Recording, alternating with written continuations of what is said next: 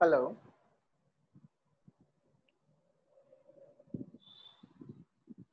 Can you hear me, Meenakshi?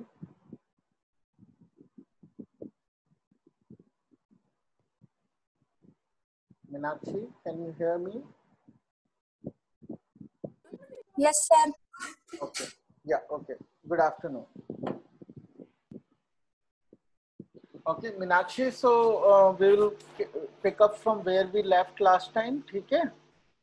तो आपको resonance मैंने लास्ट टाइम पढ़ाया था, ठीक है? आपको वो समझ आया? Yes, sir.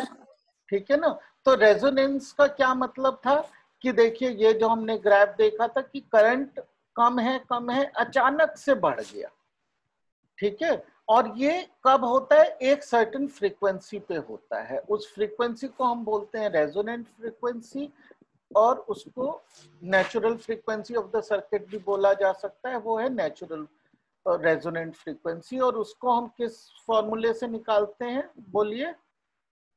Omega naught is equal to 1/√LC. Very good. Okay, so ये जो है ये हमारी रेजोनेंट फ्रीक्वेंसी होगी। अब हम उसकी एक दूसरी कैरेक्टरिस्टिक पढ़ेंगे कि भाई रेजोनेंस तो हो गई, बहुत सारे सर्किट्स ऐसे हो सकते हैं जिनमें कि मैं इस रेशो को इस तरह से बना दूं कि ये सेम वैल्यू आ जाए, ठीक है ना? जैसे कि मुझे क्या करना है, एलसी का प्रोडक्ट बट सेम रखना है। जैसे कि मान के चलिए अगर एल 1 है और जो सी है ये 16 है, ठीक है? तो भी LC इज इक्वल टू 16। अगर ये 2 है, ये 8 है, तो भी ये 16 है। और ये 4 और 4 है तो भी ये 16 है। तो इनफाइनाइटली मैनी कॉम्बिनेशंस हैं हमारे पास जिससे हम सेम ओमेगा नॉट पे आ सकते हैं। तो लेकिन अगर हम उन कर्व्स को ड्रॉ करते हैं for different combinations of LNC, we find these kind of shapes. उनका ओमेगा नॉट तो सेम है, और जब ओमेगा नॉट पे होते हैं तो आई मैक्स जो है वो भी सेम है। लेकिन कुछ केसेस में जो कर्व है वो ऐसे एकदम खुला होता है, और कुछ में वो काफी पास में होता है, यानी कि शार्प होता है, और कुछ केसेस में वो एकदम ऐसे शार्प होता है, ठीक है?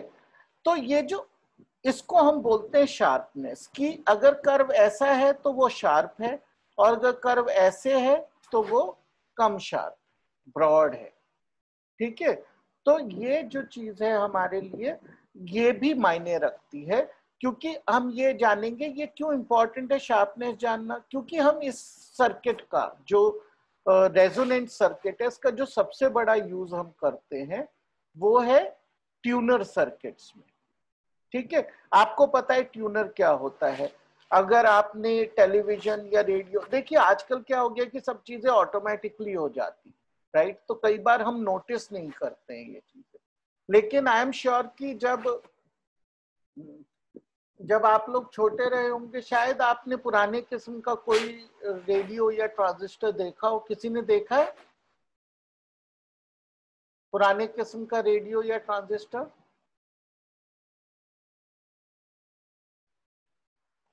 अनुभा, आपने देखा है पुराने किस्म का रेडियो या ट्रांजिस्टर?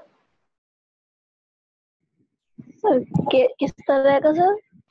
पुरानी तरह का रेडियो आते थे ना, ऐसे होते थे, उनमें नीचे यहाँ नॉब्स लगे होते थे। यस सर, देखा है उधर। देखा सर है ना? उसको चला के सर वॉल्यूम बढ़ाते थे, और सर हाँ, ठीक है। तो एक तो जैसे वो लगी रहती थी। वॉल्यूम का हो गया, एक होता था इसमें से नॉब जिसको ट्यूनर बोलते थे, और यहाँ पे नंबर्स लिखे होते थे। ये नंबर्स होते थे फ्रीक्वेंसी के, ये होती थी फ्रीक्वेंसी जो नंबर लिखे हैं। और हम इस ट्यूनर को घुमाते थे, यहाँ पे एक निडल होती थी, उसको यहाँ से यहाँ ऐसे मूव कर सकते थे, ठीक है? तो वो जहाँ पे निडल होती थी हमें वो वाला रेडियो स्टेशन सुनने को मिलता था। जैसे अभी भी आप एफएम सुनते हैं तो ऐसे बोलते हैं ना लोग 104 point something, I don't know what are the station, but 101.4 FM. Sir 9.4 FM।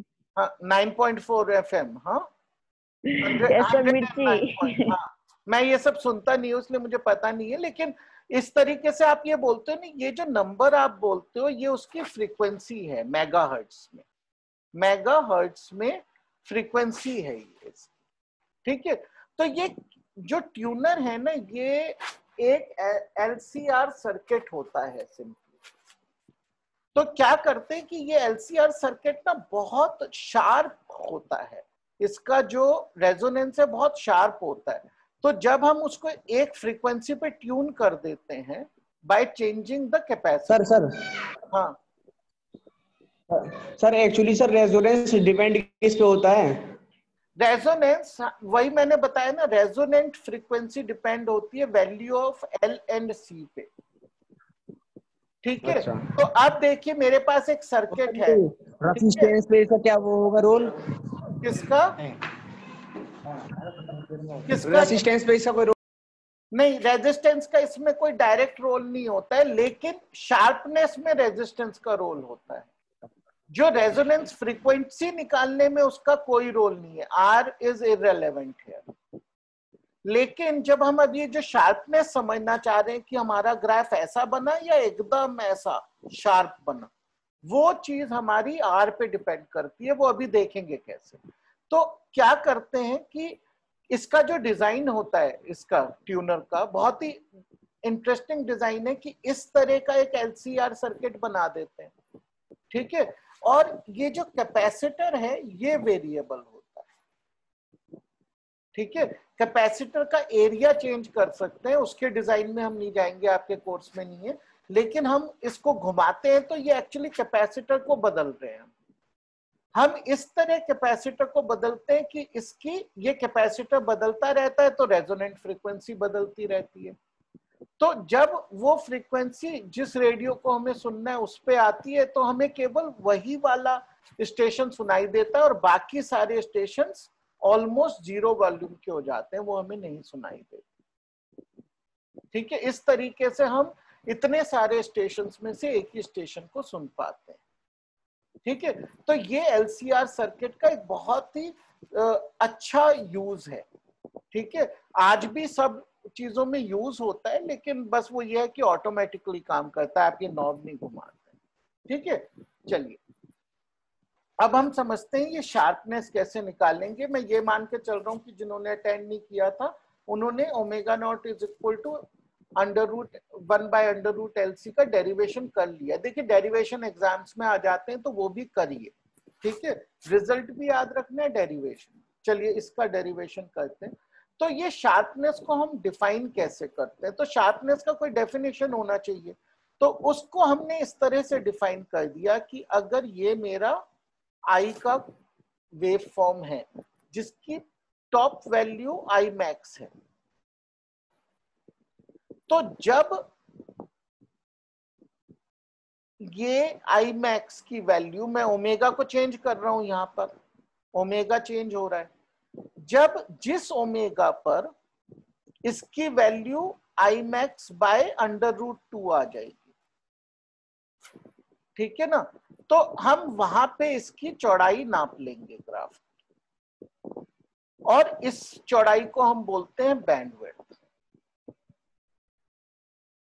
Okay, तो बैंडविड्थ अगर कम है तो शार्प है, बैंडविड्थ ज्यादा है तो कम शार्प, ठीक है। तो ये हमारा डेफिनेशन है। और ये आई मैक्स बाय √2 जैसी फिगर क्यों ली? इसका आइडिया आपको आई जाएगा हमारा आरएमएस वाले से कि जो पावर है वो इसके स्क्वायर से रिलेटेड होती है, राइट। तब पावर यानी इस पॉइंट पे पावर हाफ हो गई, तो हम ये नाप रहे हैं कि किस बैंड में जाकर पावर हाफ हो जाती है, उस डिस्टेंस को हम बैंडविड्थ बोलते हैं, ठीक है। तो ये हमने निकाल लिया। अब हमें केवल ये कैलकुलेट करना है कि ये बैंडविड्थ कितनी है और शार्पनेस कितनी है, ओके। चलिए तो ये हम कैसे डिराइव करेंगे? ये हम इस तरह से डिराइव करेंगे कि हमें पता है आईएम का जो पीक वोल्टेज होती है उसका क्या फॉर्मूला होता है, Vm/Z, राइट। और Z क्या होता है, कोई बताएगा z की वैल्यू?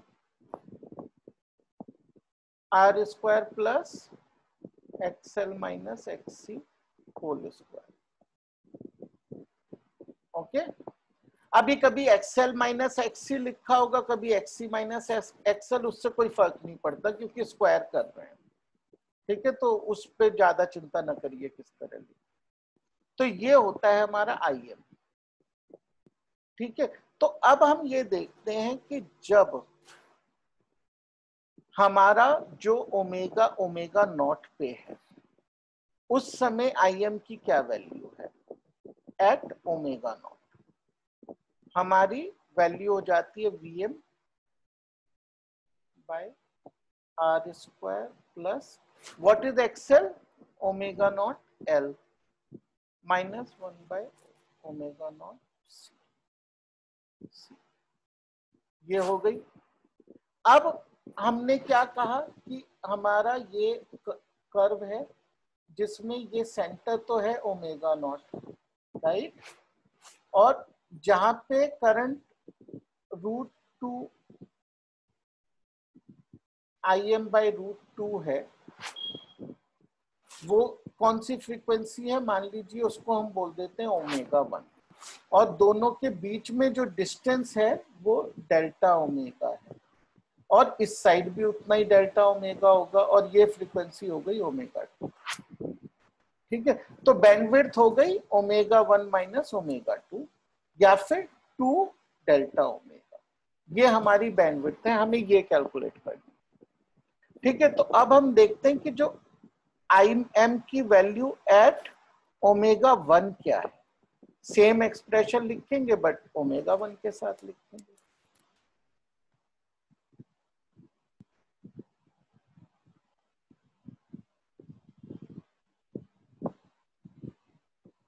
ओके, अब हमें पता है कि ये वाली चीज जो है ये इसके √2 के बराबर है, राइट?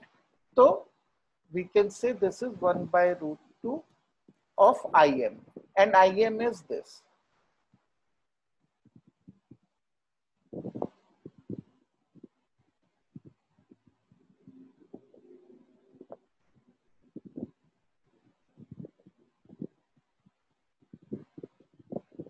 ठीक है, अब हम क्या करेंगे, दोनों साइड्स को स्क्वायर करेंगे और रेसिप्रोकल ले लेंगे, तो हमारा बिल्कुल एक ही स्टेप में हम लिख सकते हैं, बहुत आसान है।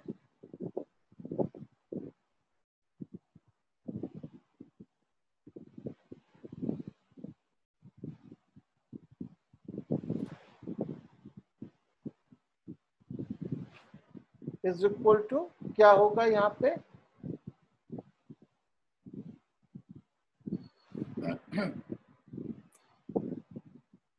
क्या होगा बताइए?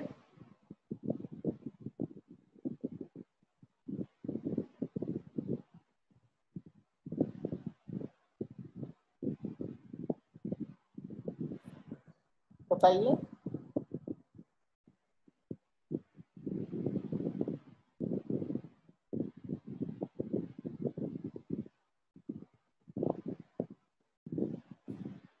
कोई बताएगा कि यहाँ पे क्या आएगा?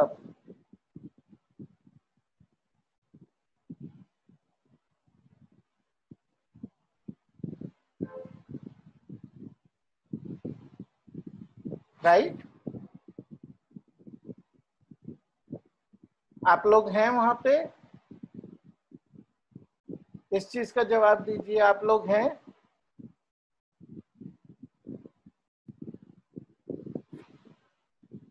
मुझे लग रहा है आप लोग चले गए हैं, कोई एक जवाब दे दीजिए कोई भी। Sonali, you are there? Yes, sir. Okay okay, ठीक है, चलिए। तो अब ये omega naught L minus 1 by omega naught C, ये क्या होता है? ये हमें पता है 0 होगा, राइट? रेजोनेंस पे 0 होती है ये क्वांटिटी, तो ये तो है नहीं है, तो इज इक्वल टू 2r²। तो अब इसका मतलब क्या हो गया, इसको अगर हम सिंप्लीफाई करें, r² is equal to omega 1 L minus 1 by C। So R is equal to omega 1 L minus 1 by omega 1 C. Okay, तो ये हमारा रिलेशन आ गया है। ठीक है, अब अगर आप में से कुछ लोग ये जरूर सोच रहे होंगे कि मैंने स्क्वायर रूट लिया तो प्लस माइनस नहीं लगाया। ठीक है, उसका रीजन ये है कि मुझे पता है ये क्वांटिटी पॉजिटिव है, क्योंकि omega 1 is bigger than omega naught. ठीक है ना, ओमेगा नॉट पे ये 0 होती है। मैंने न्यूमरेटर बढ़ा दिया, डिनोमिनेटर घटा दिया, यहाँ पे जो है डिनोमिनेटर भी बढ़ा दिया है नेगेटिव वैल्यू का, तो ऑब्वियसली ये पॉजिटिव वैल्यू। ठीक है, इसलिए मैंने प्लस माइनस नहीं लिया, हमने डायरेक्टली स्क्वायर रूट ले लिया। अब देखिए हमारे पास ये एक एक्सप्रेशन आ गया। ठीक है, we need more space.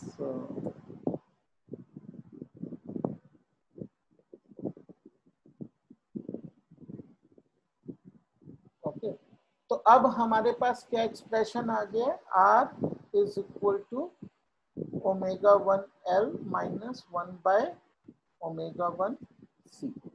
But omega 1 क्या था, ओमेगा 1 था omega naught plus delta omega. तो हम बोले omega naught plus delta omega minus 1 by omega plus delta.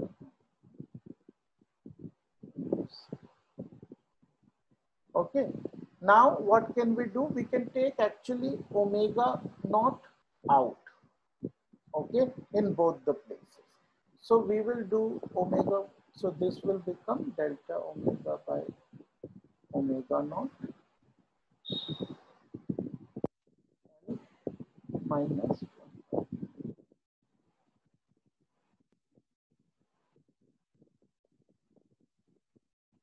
Okay. Now what do we do, right? This is a tough calculation to do, but what we are going to do is we are going to make an approximation. And what is the approximation we are going to make? That 1 plus delta omega by omega naught. So we will approximate it to 1 minus delta omega by omega naught. Okay, ये हम approximation क्यों ले पा रहे हैं उसका आप देख लीजिए, क्योंकि अगर मैं 1 minus delta omega by omega not से दोनों ऊपर नीचे मल्टीप्लाई करूं तो नीचे जो टर्म हो जाती है वो हो जाती है 1 minus delta omega by omega naught whole square. Now if delta omega by omega naught is a very small number, this term becomes very small and can be ignored. That's why we can approximate this quantity by this. So we will get the expression which is much simplified now. Okay, 1 plus delta omega by omega naught minus 1 minus delta omega by omega naught. Okay, but 1 by omega naught C is equal to omega naught L. Okay, so we will get omega naught L 1 plus delta omega by omega naught minus omega naught L 1 minus delta. Okay, and the result is very simple. What will we get? 2 omega naught L delta omega by, okay, omega naught gets cancelled. This was the value of R. So what do we get? We get 2 delta omega is equal to R by L. Okay, and 2 delta omega is bandwidth. We have got our bandwidth. Okay, now the sharpness is defined as this quantity Q, which is called the quality factor, which shows the sharpness, is omega naught by 2 delta omega. So it is r by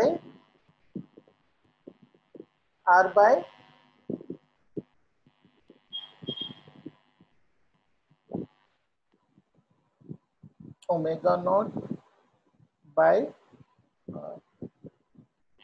okay. So this is our final result.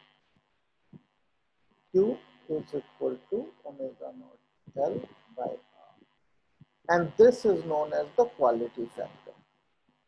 यानी कि अगर हम R को कम रखेंगे तो sharp होगा circuit, और R को अगर हम बढ़ाएंगे तो सर्किट थोड़ा फ्लैट हो जाएगा. Like this is big R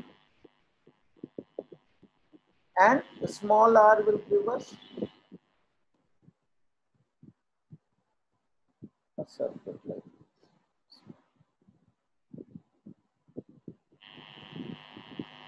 Okay, so अगर हम ट्यूनर बना रहे हैं तो we want a small r. अब ये एक्सप्रेशंस आ गए और इनका डेरिवेशन था ये क्वालिटी फैक्टर. ठीक है, quality factor is this is the key way to remember it. Okay, but हम ओमेगा नॉट एल को 1 बाय ओमेगा नॉट सी भी लिख सकते हैं. तो अगर कैपेसिटेंस दिया है, एल नहीं दिया है, तो आप ये यूज कर सकते हैं. Okay, bandwidth is this which we found is equal to r by l. Okay, and other things.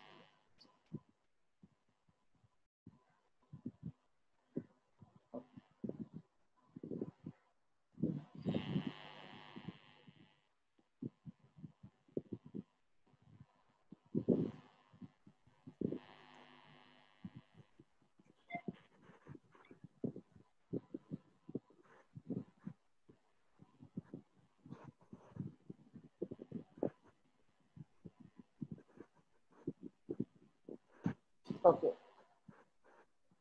Sir ठीक है, तो क्वेश्चंस अभी नहीं सर करते हैं. हाँ बोलिए. सर मैं ये पूछ रहा था कि बोर्ड के लिए एनसीईआरटी क्वेश्चन बहुत है न्यूमेरिकल.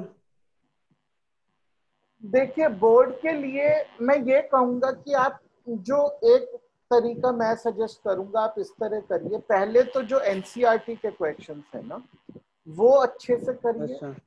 ठीक है, आपको सारे एक्सप्रेशंस याद होने चाहिए, सारे डेरिवेशंस याद होने. अच्छा. ठीक है, जब आपने इतना कर लिया, और जब मैं ये बोलता क्वेश्चन करने हैं तो वो क्वेश्चन आपको खुद करने आने चाहिए. ठीक है ना. अभी जैसे मान लीजिए कोई क्वेश्चन मेरे साथ कर लिया, कोई सर के साथ कर लिया, कोई आपने मान लीजिए आपके पास उसके कहीं से सॉल्यूशन आ गया वो देख लिया, राइट, तो उसको करना नहीं चाहिए. आपको खुद अपने हाथ से बिना कोई सॉल्यूशन बिना फॉर्मूला देखे करना है क्वेश्चन. ठीक है, जब आप वो कर लेंगे एनसीईआरटी के तो आपकी जो बेसिक प्रिपरेशन, और सर उसमें जो एडिशन क्वेश्चन है, हाँ वो भी करने, मतलब एनसीईआरटी के आप सारे कर लीजिए. ठीक है, उसके बाद हाँ एडिशनल भी जो एनसीईआरटी में वो तो करिए ही करिए. फिर आपके पास एक ऑप्शन होता है जब आप उसमें पूरी तरह से अभ्यस्त हैं, जब आप उसमें एक्सपर्ट हो गए, तब आपको एक्स्ट्रा रेफरेंस बुक से क्वेश्चंस करने चाहिए. एक तो है जो एनसीईआरटी आपको देती है, एग्जाम्पलर क्वेश्चंस की बुक मिलती है, राइट. तो जो एग्जाम्पलर क्वेश्चंस है वो बोर्ड के लेवल से थोड़े ऊंचे होते हैं, और अगर आप उनसे प्रिपरेशन करेंगे तो मेरे हिसाब से वो काफी प्रिपरेशन होती है जहां तक बात बोर्ड की है. ठीक है, लेकिन देखिए बात ये होती है कि हर एक तैयारी अलग अलग किस्म की है. एक बच्चा कर रहा है कि भाई मुझे पास होना है, तो उसके लिए तो एनसीईआरटी काफी हो जाती है. ठीक है, लेकिन अब आप कह रहे नहीं जी मुझे तो अच्छे मार्क्स चाहिए, 90 प्लस चाहिए ही चाहिए. ठीक है, तो जो बच्चा ये कहता है मुझे 90 प्लस चाहिए, 95 प्लस चाहिए, 100 चाहिए, तब आप ये देखिए बोर्ड का पेपर बहुत कठिन तो नहीं आने वाला है, लेकिन बात ये है कि कभी ना कभी कोई ना कोई किसी टॉपिक का सब्जेक्ट एक क्वेश्चन टफ आ जाता है.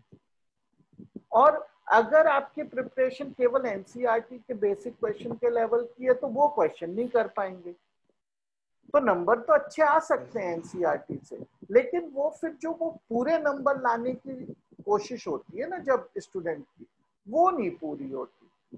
तो जब आप, और ये एक ऐसी चीज है जिसने जितनी कम प्रैक्टिस की वो उतने ही चांसेस हैं कि गलती कर जाएगा एग्जाम, क्योंकि उसको समय कम लगता है। जब वो फास्ट करेगा तो उससे गलती हो जाएगी। तो ये एक, देखिए आप अगर स्पोर्ट्स खेलते हैं तो आपने देखा होगा कि भाई भागते जब हैं हम 100 मीटर, तब तो बस नॉर्मल भागते हैं 100 मीटर, लेकिन जब प्रैक्टिस करते हैं तो लोग अपने पैरों में वेट्स बांध के भागते हैं, पीछे अपने टायर बांध के भागते हैं। तो अगर प्रैक्टिस रेस से ज्यादा लेवल की है तो फिर जब रेस आप करेंगे तो आपकी ज्यादा अच्छी रिजल्ट आएगी। सही बात है ना? तो प्रैक्टिस का कोई एंड नहीं है, लेकिन पहले एनसीईआरटी इग्नोर मत करिए, एनसीईआरटी करिए। ये मत करिए एनसीईआरटी छोड़ा मैं कोई और बुक कर रहा हूँ, एनसीईआरटी कर लीजिए पूरी, उसमें अभ्यस्त हो गए, एग्जाम्पलर पे आ जाइए। उससे आगे आ गए फिर तो देखिए आईआईटी की प्रिपरेशन की बुक्स आती हैं, कोर्सेज आते हैं, आप उनके वो कर सकते हैं। नहीं सर, मुझे सर प्रदीप की बुक है गाइड। हाँ, तो वो सब तो देखिए मतलब उनमें हर एक तरह के क्वेश्चन होंगे, थोड़े से आसान होंगे, बहुत कठिन भी होंगे, वो बोर्ड के लेवल से आगे है, ठीक है ना? लेकिन बोर्ड कहाँ तक लेगा? देखिए बोर्ड एग्जाम्पलर तक अगर आप कर लेते हैं तो काफी हो जाएगा, बहुत हो जाएगा, ठीक है? क्योंकि बोर्ड में केवल न्यूमेरिकल्स नहीं आते, डेफिनेशंस भी आती हैं, डेरिवेशंस भी आती हैं, रीजनिंग के भी क्वेश्चन आ जाते हैं, तो कई तरह के क्वेश्चन आ सकते हैं ना बोर्ड में। तो इस वजह से बोर्ड, अब लेकिन जैसे मान लीजिए कोई बच्चा केवल एंट्रेंस एग्जाम पे फोकस कर रहा है तो वो लोग जो है डेरिवेशन इन चीजों पे कम ध्यान देते हैं।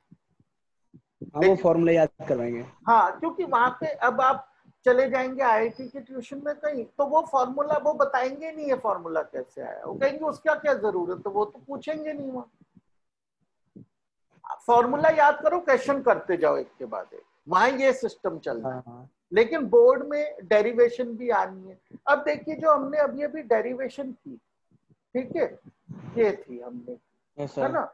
अब ये डेरिवेशन में बड़ा सिंपल सा कॉन्सेप्ट था कि भाई हमने डिफाइन कर दिया कि पीक वैल्यू है और उसकी एक √2 वैल्यू है, उसके बीच का डिस्टेंस निकालना है, बस इतना करना था। लेकिन अगर क्वेश्चन होता आप कर लेते। ये जो डेरिवेशन है ना, ये अगर कोई मुझे अचानक जगा के कह दे कि भाई आप कर दो, तो मुझे भी अटक जाऊंगा कहीं जाकर, ठीक है? क्योंकि डेरिवेशन में क्या होता है, वो डेरिवेशन मतलब कोई कोई तो आसान होती है, ज्यादातर में कुछ ट्रिक्स होती है कहीं ना कहीं। अगर आप वो ट्रिक भूल गए तो डेरिवेशन में एग्जाम में आप अटक जाते हो। जैसे इसमें जो सबसे बड़ी ट्रिक है वो ये आती है आगे जाके कि आप इसको अप्रोक्सीमेट कर लें वैल्यू, है ना? जब आप अगर आप इसको अप्रोक्सीमेट नहीं करेंगे ना यहाँ वैल्यू को, तो ये रिजल्ट आते आते आपको 1 दिन लग जाएगा। तो डेरिवेशन कहीं ना कहीं एक रटा हुआ आंसर होता है ना? ऑल्दो आप हर एक स्टेप नहीं रटेंगे, अच्छा अब ये, लेकिन जो उसका जहां पे एक कहीं ना कहीं ट्रिक छुपी हुई है कि जी अब ये कर लो, वहां पे वो पार्ट आपको, जब आप 5 बार हाथ से लिख के करेंगे ना डेरिवेशन बिना देखे, एक बार देख के लिखिए, 5 बार बिना देख के लिखिए, और 2 महीने गुजर जाए तो दोबारा लिखिए, ठीक है ना? बहुत समय नहीं लगेगा एक चैप्टर में। अब ये देखिए बहुत बड़ा चैप्टर है, ठीक है ना? छोटा चैप्टर तो है नहीं एलसीआर सर्किट। इसमें टोटल मिला के कितनी डेरिवेशन, 7-8 डेरिवेशन से ऊपर नहीं है। और जब आपको याद होंगी उसको करने में आपको लगेंगे 10 मिनट 15 मिनट, ठीक है? चलिए आगे बढ़ते हैं। अभी एक कम से कम नेक्स्ट तक हम ये क्वालिफाई, हाँ तो चलिए अब ना हम एलसी ऑसिलेटर देखते हैं। तो ये ऑसिलेटर क्या चीज है, हमने ये अभी तक ऑसिलेशन तो कुछ हो नहीं रहे थे, हमारा ऐसा कर्व तो आ नहीं रहा था, हमारा तो ऐसा कर्व आ रहा था। तो ये ऐसा कर्व कब आता है, जब हमारे सर्किट में पावर सोर्स लगी हो, ठीक है ना। तो ये ऐसा कर्व आता है रेजोनेंस। लेकिन ऑसिलेशन कब होते हैं, ऑसिलेशंस होते हैं जब हमारे पास ऐसा सर्किट होता है जिसमें हमने एक चार्ज कैपेसिटर लिया और उसके अक्रॉस एक केवल इंडक्टर जोड़ दिया। आर जो है इसको हम 0 मान लेते हैं अभी के लिए, सिंप्लीफाई करके। तो केवल किस तरह का सर्किट हो गया, एलआर सर्किट, एलसी सर्किट हो गया केवल, ठीक है। तो अब इसमें ये चार्ज था शुरू में, अब क्या होने वाला है कि ये चार्ज था, जैसे ही मैंने इस पे इंडक्टर लगाया तो यहां से पॉजिटिव साइड से करंट फ्लो होना शुरू हो। लेकिन इंडक्टर की खासियत क्या होती है, जब करंट फ्लो होता है तो वो करंट को फ्लो होने से रोकने की कोशिश करता है। किस वजह से करता है, जो उसकी सेल्फ इंडक्टेंस होती है, सेल्फ इंडक्टेंस उसके करंट को फ्लो होने से रोकने की कोशिश करती है, ठीक है ना। तो उसकी वजह से ये करंट जो फ्लो हो रहा है ये रुकेगा और यहाँ पे एक ईएमएफ जनरेट हो जाएगा, ठीक है। अब जब ये ऑसिलेट जब ये पूरी तरह से डिस्चार्ज हो जाएगा कैपेसिटर, तब तक ये वाला जो ईएमएफ है ये बहुत ग्रो कर जाएगा और फिर ये फीड करेगा करंट को ऐसे। तो इस तरीके से इसमें करंट काउंटर क्लॉकवाइज और क्लॉकवाइज चलता ही रहेगा हमेशा, ठीक है। और कोई बैटरी नहीं है बीच में, केवल हमने एक बार चार्ज, इसको कैपेसिटर को चार्ज किया और यहाँ कनेक्ट कर दिया और करंट आगे पीछे जा रहा है। तो आगे पीछे जा रहा है मतलब ऑसिलेट कर रहा है, इसको बोलते हैं एलसी ऑसिलेटर। लेकिन क्या रियल लाइफ में इतना आसान है एलसी ऑसिलेटर बनाना? रियल लाइफ में एक्चुअली एलसी ऑसिलेटर बनाना इतना आसान नहीं है, क्योंकि हमने मान तो लिया कि ये रेजिस्टेंस 0 है, मगर ये रेजिस्टेंस कभी भी 0 नहीं होती। दूसरा क्या है कि जब बार बार इलेक्ट्रोमैग्नेटिक फील्ड्स चेंज होंगी तो ये एनर्जी रेडिएट भी करेगा in the form of electromagnetic waves.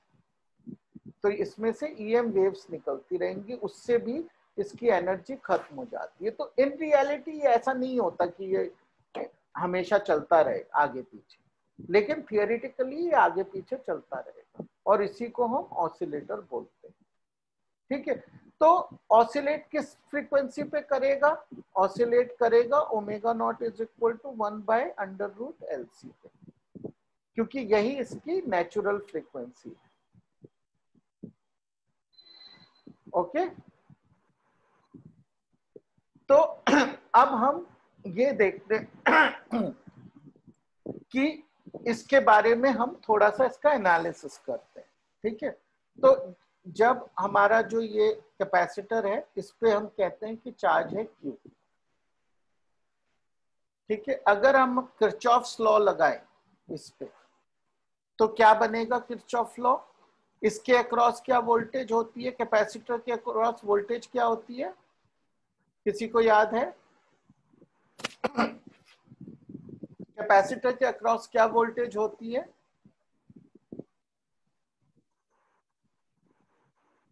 Q/C, right. और इंडक्टर के अक्रॉस क्या वोल्टेज होती है? LdI/dt। तो किरचॉफ्स लॉ लगाएंगे तो क्या आएगा, Q/C minus LdI/dt is equal to 0,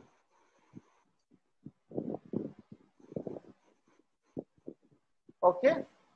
sir minus क्यों है, वो तो एक ही डायरेक्शन में जा रहे हैं ना।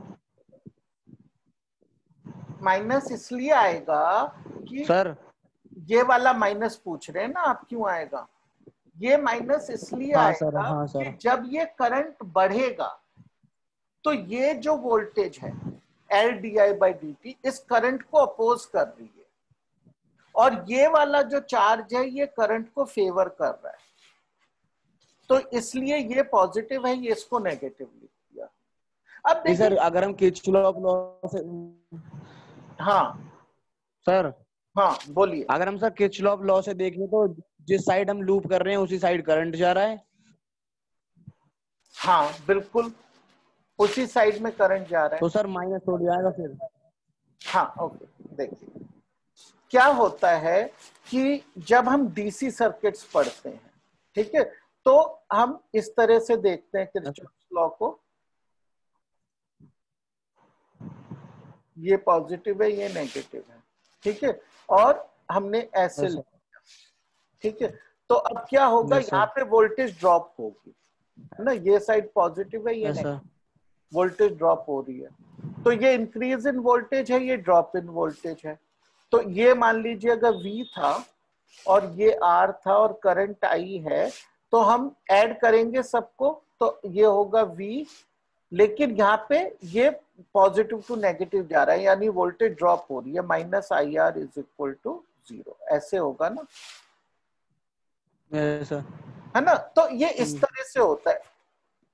डीसी में हमारे लिए बड़ा इजी होता है ये देखना कि वोल्टेज ऐसे ड्रॉप हो रही है, ठीक है।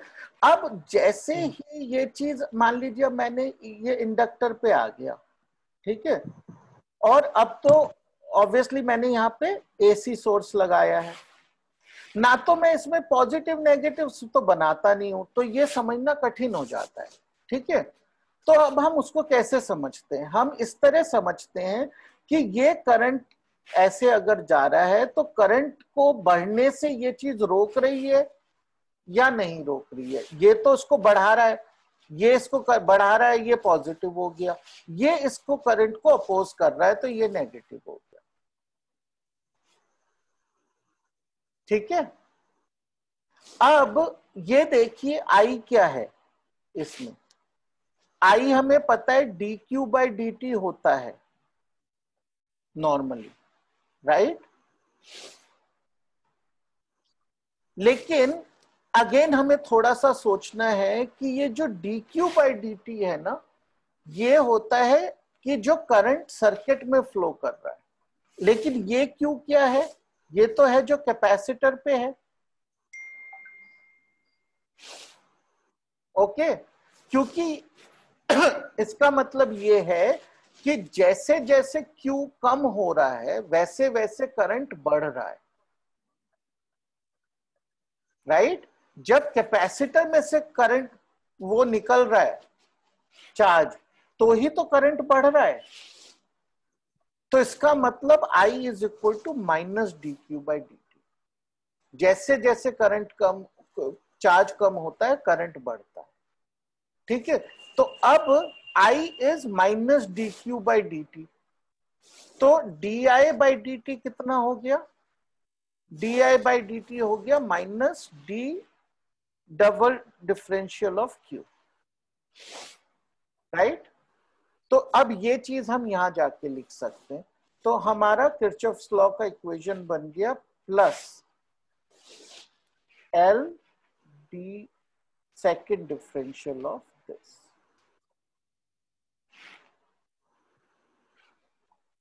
ये बना हमारा, ओके। अब इस इक्वेशन को एल से डिवाइड कर लीजिए, तो हमारा बन गया D second differential plus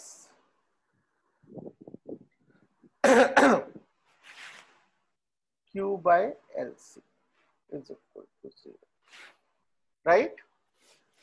actually ये जो फॉर्म है इक्वेशन का, ठीक है, इसको हम इसके आगे सॉल्व नहीं करेंगे यहाँ पे, ठीक है। ये एक डिफरेंशियल इक्वेशन है, राइट। और इसी किस्म की बिल्कुल ऐसी दिखती हुई डिफरेंशियल इक्वेशन आप पहले कर चुके हैं, कहाँ की है आपने, याद है किसी को? बिल्कुल ऐसी दिखने वाली एक डिफरेंशियल इक्वेशन 11th में की है आपने।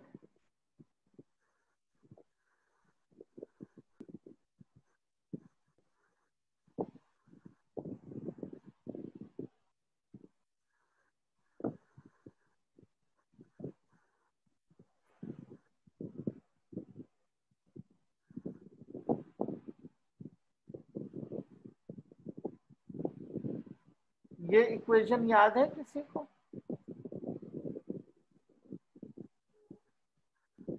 किस चीज की इक्वेशन है ये?